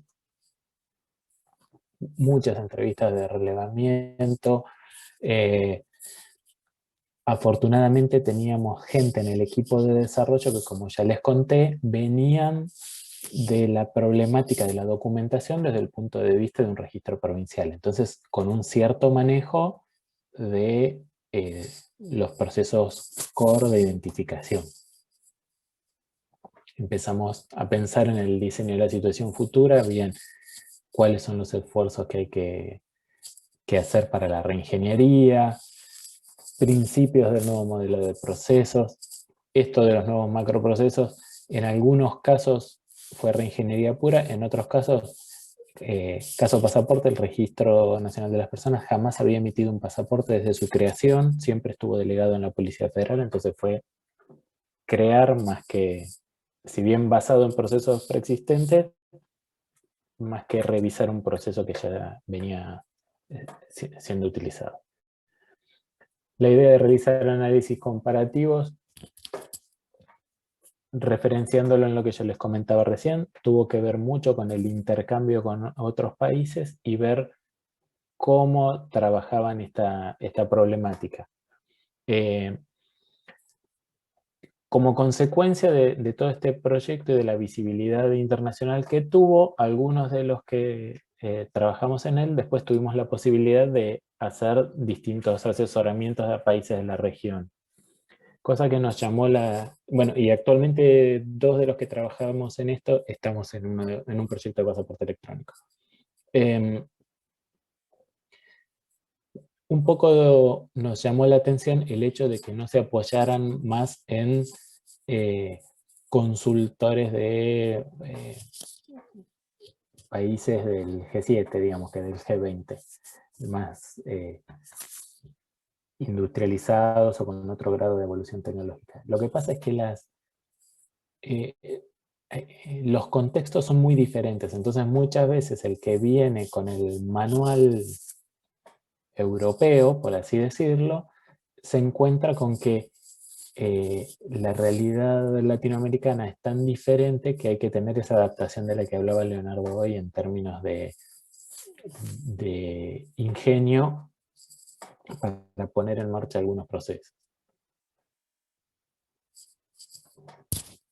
Bueno, completar el diseño de los procesos futuros es parte de lo que hubo que hacer. La identificación de requerimientos tecnológicos en proyectos como el que yo les comentaba, en algunos casos tiene mucho que ver con adherir a determinados estándares que son los que permiten luego la interoperabilidad internacional. Y en lo de crear nuevos indicadores de gestión, en este caso fue crear indicadores de gestión porque no existían más que el reporte que algún responsable de área podía hacer a su superior. El analizar el gap entre dónde estamos y hacia dónde queremos ir por supuesto es básico porque es lo que permite, identificados las restricciones que tenemos o las dificultades que tenemos para llegar hasta ahí, hacer una planificación detallada y tener una idea de costos sobre todo.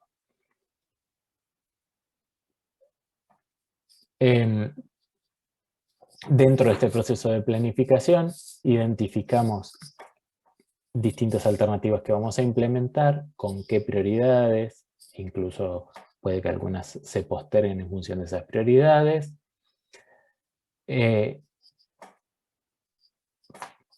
Definiendo con la mayor formalidad posible a quienes se hacen cargo de la ejecución de cada una de esas iniciativas. Como decía Leonardo, cuando un área de TI está alineada con el negocio, la idea de esto, cómo se financia, qué beneficio nos otorga, y el estudio o el desarrollo de un caso de negocio para ver cómo esas variables están relacionadas con la ejecución del proyecto de reingeniería son fundamentales. ¿Cuáles son los recursos que nos asignan? Dinero, por supuesto, infraestructura y equipamiento que se compra con dinero, y recursos humanos. Bien. Metodologías para hacer el análisis de la CIS. Como venimos comentando, sí. perdón, Gastón, No, por como favor. venimos comentando siempre, para muchas iniciativas y demás siempre hay diferentes tipos de herramientas o mejores prácticas o estándares de cierto tipo de industria que podemos aprovechar, ¿bien? Entonces, bueno, digamos, hay mucha metodología por detrás y demás. El tema está que por ahí nosotros les vamos a transmitir algunas para que después, bueno, sepa que están ahí y después la misma metodología o la misma best práctica es todo un tema, ¿no? Es todo una cierta cantidad de libros o todo un tema en sí mismo, ¿no? Pero bueno, seguimos con ese criterio de darle algunas pautas para que al menos sepan por dónde ir, ¿eh? Tal cual. Dentro de esas pautas que nosotros vamos a presentar, tenemos en esta instancia, analizamos la situación actual. Vemos cuáles son dentro de la organización los procesos críticos para que, digamos, consideremos exitosa la organización, pero que no estén absolutamente alineados a los objetivos del negocio. Esta alineación de la que reiteradamente venimos hablando en términos estratégicos, y no de satisfacer una necesidad de técnica estricta, sino de alinearnos a los objetivos del negocio. Evaluar la posibilidad de adaptación de los que no requieren más análisis o mejora.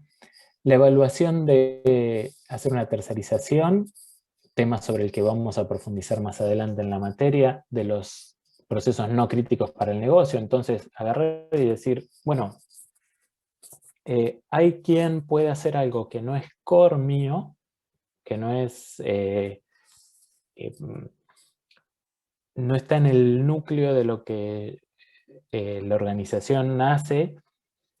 Hay quien lo puede hacer mejor y más barato, y proveerme ese servicio. O por ejemplo, en el caso de pasaportes que yo les decía, las libretas las hace la Casa de Moneda de Argentina, que se dedica a hacer papeles, billetes, documentos de seguridad desde siempre. Es un know-how muy específico, manejan los proveedores, los procesos, tienen el equipamiento. Hacer toda esa inversión y destinar personal a generar un insumo para una organización que tiene que hacer personalizar esos documentos, no tendría demasiado sentido. Entonces, nosotros en un momento hicimos las libretas para documentos, esas libretas dejaron de hacerse, no se produjo más insumo, y el insumo se adquiere al estado mismo. En cuanto al diseño de la situación futura, o sea, lo que venimos denominando como to be, tenemos dos enfoques básicos que podemos seguir y que, lejos de estar uno contrapuesto al otro, combinados nos permiten una mejor visión de los procesos sobre los cuales vamos a actuar, ¿sí? Son clásicos tanto el top-down como el bottom-up como conceptos. Simplemente repasando, si top-down vamos desde arriba hacia abajo, desde el nivel macro, vamos identificando dónde existen oportunidades, focos de mejora. Dice, podemos relevar el mapa general de procesos, la documentación. No bajamos a un nivel de detalle, sino que buscamos la mirada más global desde este enfoque, mientras que cuando lo hacemos bottom-up, lo hacemos de abajo para arriba, desde el detalle, desde lo particular a lo general. Entonces, jugando con estos dos enfoques, el segundo que desde el detalle dice quién hace cada cosa, qué hace, cuándo, con qué tiempos, etc. Podemos tener una idea de dónde hay oportunidades de procesos a mejorar, a informatizar, a redefinir, que permitan darle un mayor alineamiento estratégico a lo que toda la organización tiene definido como rumbo. Esta visión a veces, esta combinación, se va dando, depende de los tipos de procesos y depende de la compañía. Posiblemente, y en la mayoría de las compañías, si empiezan de arriba para abajo, es posiblemente alguien no sepa definirle qué pasa por debajo. Es decir, no, sí, acá una tarjeta de crédito, alguien la pide, se fabrica y le llega al cliente. ¿Es sencillo? No, tiene una cierta complejidad, son 2 millones de tarjetas por mes, y bueno, empieza a ser así, y nadie tiene. Y dice, con esto no me alcanza, voy a ver a otro. Otros me cuentan otra película, y a veces no tengo otra opción de quedarme en un nivel macro con 4 cajitas y empezar a ver el detalle de abajo hacia arriba, ¿bien? Porque no se conoce, porque no está mapeado, porque las personas que lo conocían de punta a punta ese proceso, o que lo diseñaron en su momento, no lo documentaron, o ese proceso fue teniendo a lo largo de los años tantas modificaciones y adaptaciones que en algún momento se super perdió la visibilidad completa de qué pasaba. Imagínense, el banco, en el caso el banco BBVA producía 2 millones de tarjetas de crédito por días, por mes, perdón, a nivel América, México y Sudamérica, y no sabían cómo se producían esas tarjetas. Entonces, cada vez que había algún problema en algún país y demás, porque esa tarjeta de crédito no llegaba en tiempo y forma y demás, no había forma de detectar la problemática.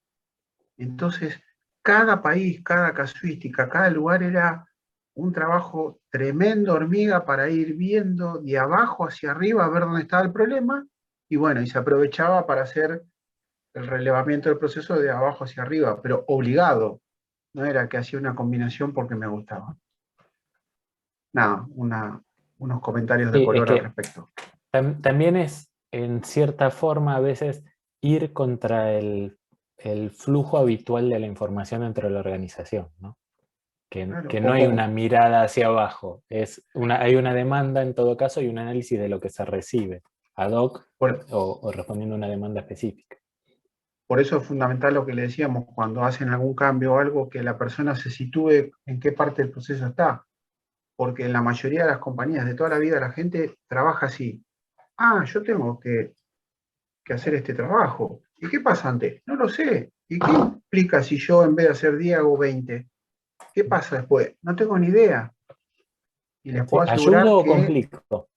Exactamente, les puedo asegurar que no les puedo decir un porcentaje, pero un altísimo porcentaje de las compañías, si interrogan a los a los empleados qué hace su trabajo, qué implica su tarea, qué implica no hacerla bien y qué implica no cumplir sus objetivos diarios, no tiene idea. Pero no porque no tenga idea, porque ya la idiosincrasia, la cultura, la forma de trabajar es así. Así que bueno, nada. Sí, Gastón. Entonces, ahora queremos pensar hacia dónde queremos ir, y hay una serie de técnicas y de herramientas, como siempre decimos, para que tengan a mano, para que sepan la existencia y ante la situación puedan abrir esa caja de herramientas y ver cuál utilizan más convenientemente según el contexto. Para el análisis, entonces, del to-be, tenemos benchmarking, que básicamente tiene que ver con ver en nuestro mercado o en nuestro rubro cuáles son las formas en las que las organizaciones que están reconocidas como de mejor desempeño hacen lo que hacemos. Entonces, viéndonos, cotejándonos con ellos, ver qué mejoras podemos hacer para acercarnos a quienes tienen las mejores prácticas. Otra de las herramientas es la reutilización de buenas prácticas de la industria. En algunos casos existe documentación formal y actualizada y difundida que nos sirve como parámetro. El análisis FODA sobre el que hemos hablado nos sirve en esta instancia también.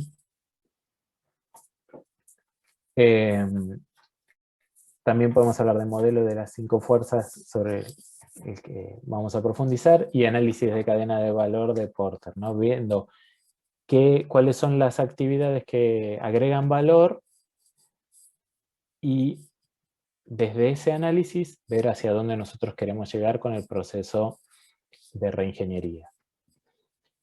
¿Escucharon hablar alguna vez del análisis de Pareto o de Wilfredo Pareto, que hablábamos la otra vez, que es el apellido de un señor?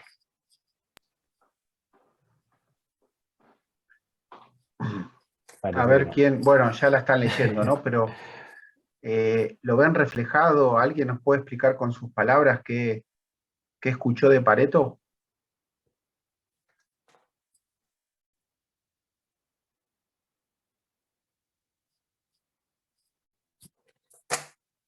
Bueno, nada, Gastón, contalo. ¿No? Bueno, como si nadie dice la... se anima a decirlo en sus palabras, digamos. Como están leyendo, este economista tiene un principio que se ha generalizado mucho en el uso, que surgió sobre algunas características muy particulares, pero que en distintos escenarios se ha comprobado. No, es de estas cosas que no tiene una exactitud matemática precisa, pero como concepto es interesante. Este principio dice que el 20% de cualquier cosa, dice acá, producirá el 80% de los efectos, mientras que el 80% restante cuenta por el 20% de los efectos. El ejemplo que está acá dice, bueno, mira, habitualmente el 20% de los clientes genera el 80% de la facturación. Con lo cual, si mediante un análisis de este tipo yo puedo identificar que el fenómeno responde al principio de Pareto, las acciones que yo puedo tomar en términos de la situación a la que quiero apuntar tienen ese insumo como muy importante porque me determina el resultado que puedo esperar de las acciones de reingeniería que voy a encarar. Como bien dice acá, hay excepciones a la regla, no es que esto lo puedo tomar estrictamente para cualquier contexto, pero es una idea a tener en mente que, por ejemplo, en el caso de clientes, entender que existen categorizaciones que yo puedo establecer y que puedo analizar para después tomar acciones que tengan efectos sobre los que realmente, como se suele decir en forma coloquial, me mueven la aguja, ¿no? Otra de las de las herramientas que se pueden utilizar es el análisis causa-efecto, que tiene, como está acá minimizado, pero lo vamos a ver en la próxima filmina. Dado un problema a analizar, puedo ir haciendo una representación gráfica a partir del análisis que hago de este problema, de cuáles son las causas que lo van generando. Y de esa manera poder tener desmenuzado lo que se ve como un problema general que afecta a lo que yo hago, a la calidad de mis procesos o de mis productos, de una manera gráfica y bien, para no describir en el aire algo que les puedo mostrar ahora. Esto es lo que yo tengo que analizar, que tengo a la derecha. Si yo puedo ir desmenuzando cuáles son los elementos y clasificarlos en familias de causas, cada familia compuesta por causas y cada una que puede tener subcausas que la generan, a partir de ese análisis detallado, lo que puedo hacer es actuar sobre aquellos elementos que están generando el perjuicio o el desvío con respecto al objetivo que yo me planteé como organización.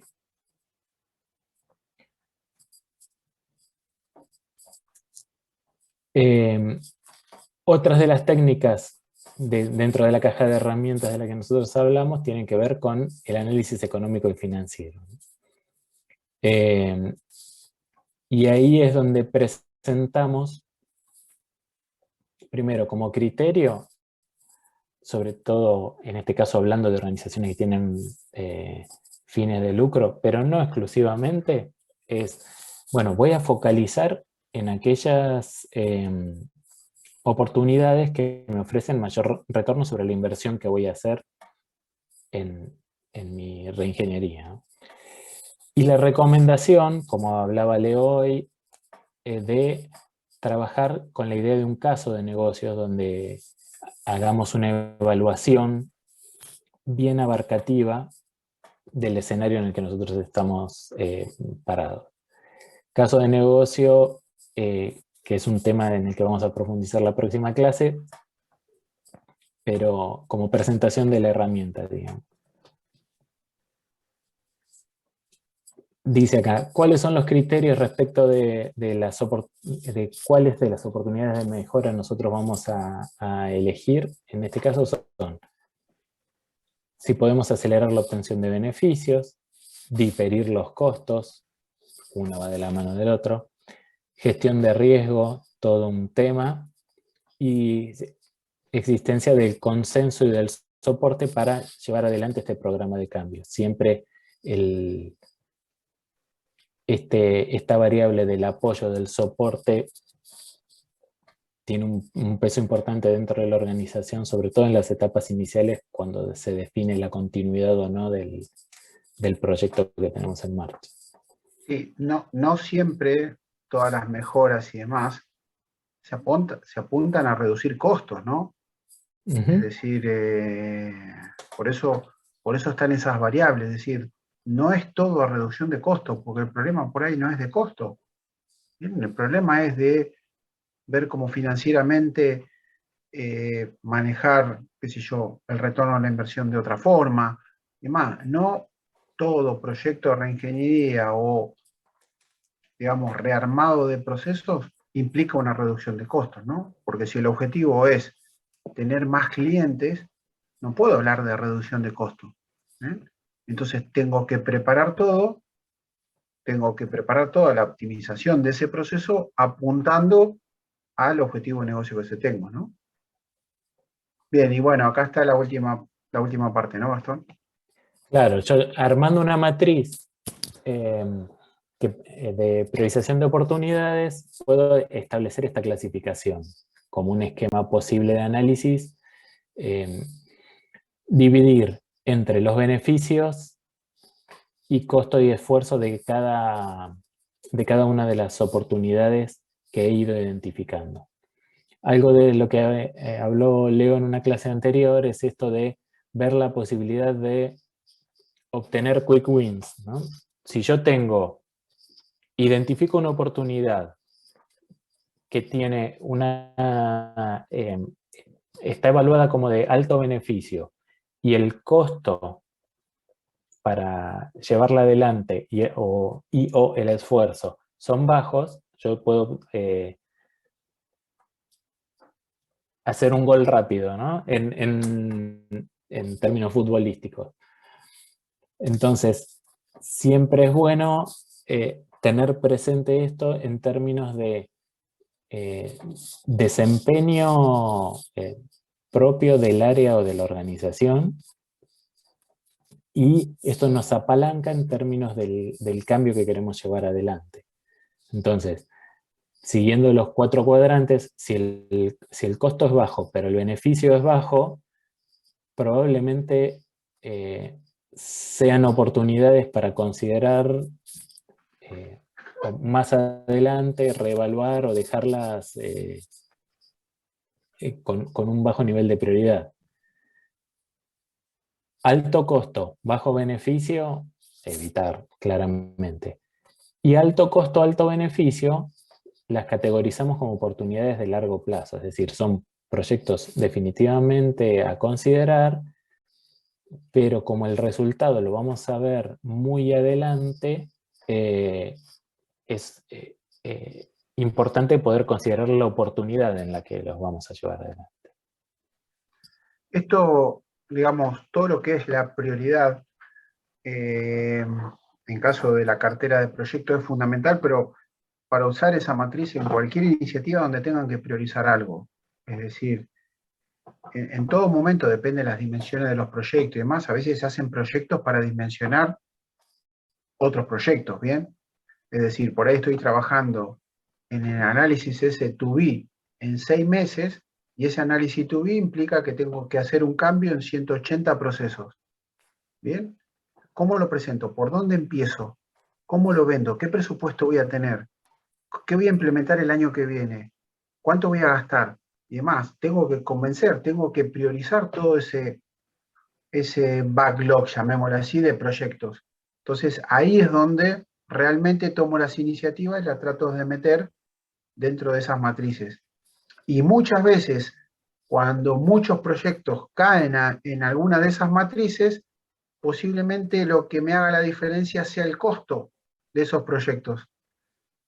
Entonces, si hay una combinación gráfica de poner muchos puntos, es decir, poner muchas iniciativas en alguna, y después, por ejemplo, cada una de esas iniciativas, dibujarlas por el costo que tengo, rápidamente puedo agrupar todas aquellas que están en el mismo cuadrante, inclusive que son menos costosas, porque por ahí, si las dibujo gráficamente, las puedo.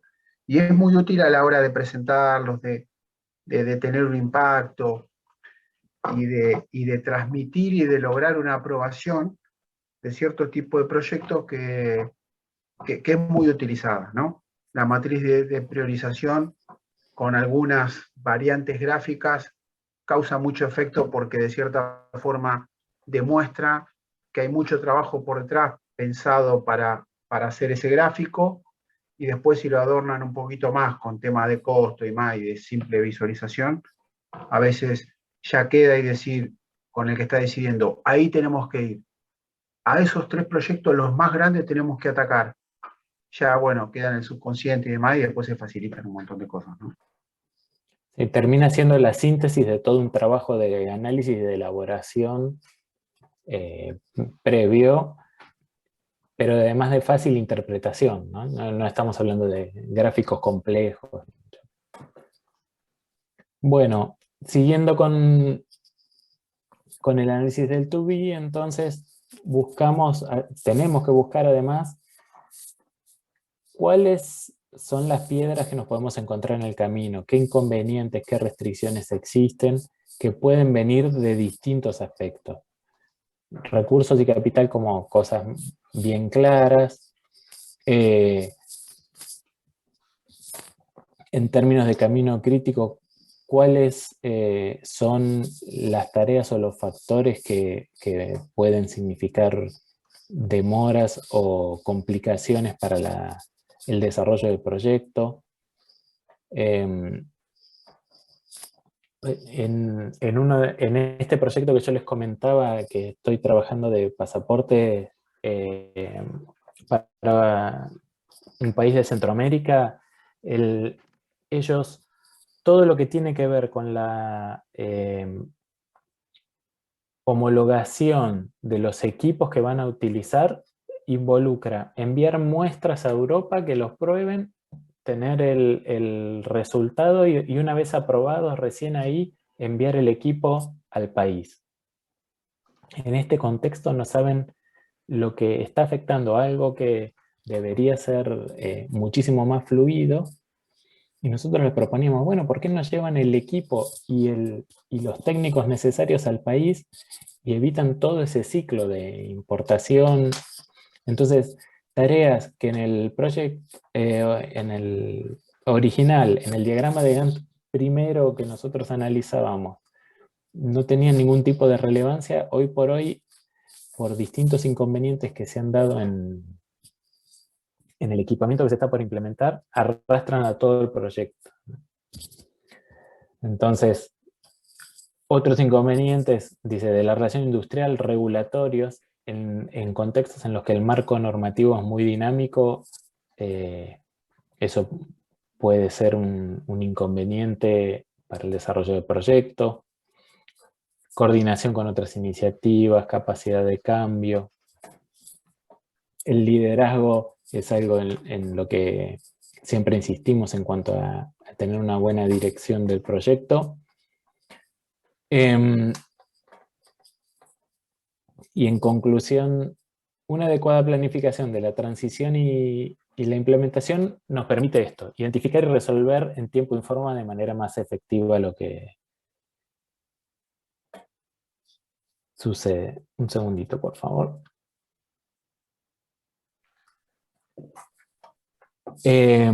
Así que hasta acá queríamos llegar en el día de hoy. El lunes próximo vamos a avanzar con lo que tiene que ver con casos de negocio, desarrollo de casos de negocio, que es una herramienta muy interesante en la que solemos poner énfasis tanto desde lo pedagógico como desde el ejercicio profesional. Así que, bueno, esperamos que las experiencias compartidas y los comentarios les hayan resultado interesantes, y nos parecía que el referenciar tanto estos contenidos en un caso podía ser una forma de volver todo un poco más concreto, digamos. Veo que hay comentarios que me comí. Bien, chicos. Bueno, como siempre, ¿no? Algún comentario, alguna cuestión que quieran hacernos. Por ahí algunas cosas que quedaron en el chat, algunas cosas que nos quedaron claras. O también, como siempre, ¿no? Los invitamos para que al principio de la próxima clase volvamos a repasar algún tema, o volvamos a comentar o desarrollar alguno de los temas que no quedaron muy claros.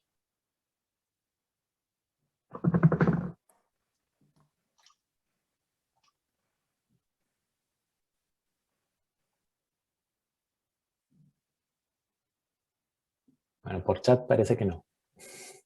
Bien. Bueno, muchas gracias. Espero que la idea era esa, que les resultara interesante, así que se agradece la opinión. Muy bien. Bueno, chicos, nada, ha sido un gusto y nada, seguimos en contacto y ya nos vemos la clase que viene, como dijo Gastón, con un tema bastante interesante. Al final es un poquito el marco de cómo se desarrolla un caso de negocio. Tratamos de contarle todo punta a punta, pero bueno, muchas veces en determinados proyectos o determinadas ventas que tienen que hacer, algunas partes siempre van a terminar utilizando. ¿Bien? Y en el caso de que quieran llegar a comenzar su negocio y buscar rondas de financiación y salir de lo que es el primer convencimiento boca en boca, van a tener que tener un business case bajo el brazo para ir a pedir financiamiento. ¿Bien? Así que bueno, es una linda herramienta. Es general, digamos, ya después tiene también toda su artesanía. Hay empresas que en sus diferentes rondas de inversión, ese business case, contratan a consultoras y gastan fortunas en hacerlo. Pero bueno, es el documento principal que sirve para convencer a alguien que tiene que hacer una inversión, decidir o dar un ok. Bueno, chicos, nada, un gusto y nos vemos la clase que viene. Dale, profe. Nos vemos. Nos vemos. Adiós. Profesor, hasta Muy luego. bien. Gracias. Nos vemos. Chao, chao.